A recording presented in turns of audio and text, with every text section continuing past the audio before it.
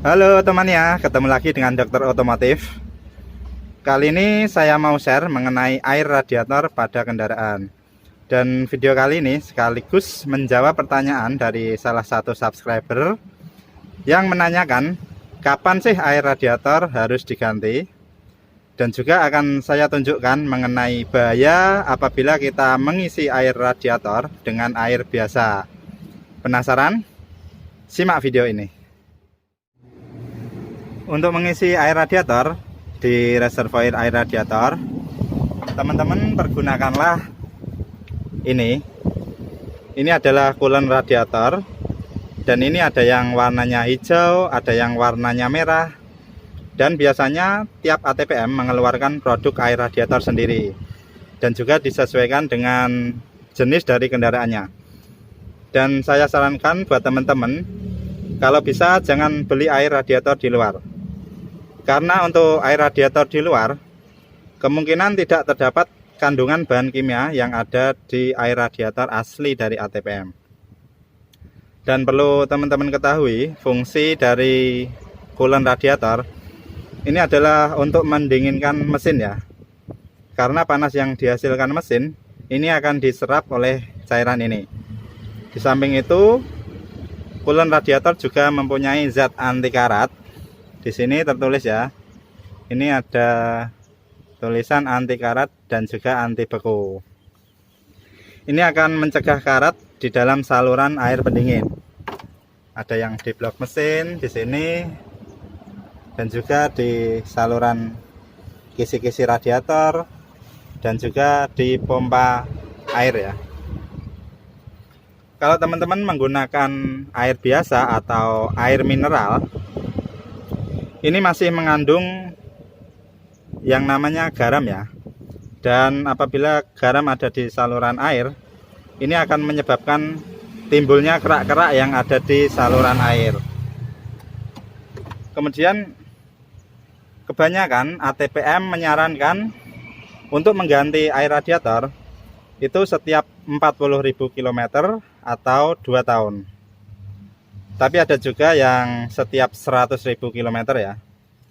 Ini tergantung dari jenis kendaraannya. Tapi saya sarankan buat teman-teman, gantilah air radiator teman-teman setiap 40.000 km atau 2 tahun ya.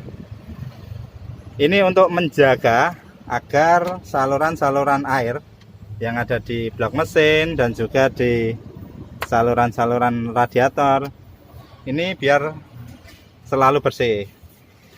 Kalau bersih, maka kerak-kerak ataupun karat-karat dia tidak menumpuk pada saluran yang ada di kisi-kisi radiator di sini. Karena di kisi-kisi radiator di sini dia itu lubangnya sangat kecil ya, dan rawan terhadap penyumbatan. Bisa teman-teman lihat, ini adalah mesin dari Ford Ranger. Ini dilakukan overhaul dikarenakan jarang dilakukan penggantian dari air radiator. Jadi mesinnya dia overheat, kemudian kemarin mogok di jalan ya. Oke, akan saya tunjukkan penyebab dari mesin ini bisa overheat. Ini ya teman-teman, pipa radiatornya dia pecah. Ini disebabkan karena banyaknya kotoran dan juga karat, dia menyumbat kisi-kisi di sini. Dikarenakan kisi-kisi dari radiator, dia itu lubangnya sangat kecil ya. Oke, akan kita perhatikan dari dekat. Ini ya teman-teman. Ini banyak sekali kotoran dan juga karat. Dia menyumbat sampai ke dalam ya. Ini akan membuat pendinginan menjadi tidak maksimal. Karena pendinginan tidak maksimal, maka air tidak bisa masuk ke dalam sini. Kemudian tekanannya dia meningkat. Karena panas dan tekanannya meningkat, ini menyebabkan pipa di sini bisa sampai pecah. Jadi selalu ganti untuk air radiator teman-teman setiap 40.000 km atau maksimal 2 tahun jika kendaraan teman-teman jarang dipakai ya. Dan selalu gunakanlah coolant radiator untuk mencegah timbulnya karat yang ada di saluran air, di blok mesin, di saluran pompa, kemudian di saluran radiator. Oke, demikian dari Dokter Otomotif. Jika teman-teman ada pertanyaan, silahkan tulis di kolom komentar. Dan jangan lupa subscribe agar channel ini bisa lebih berkembang. Terima kasih dan sampai jumpa di video selanjutnya.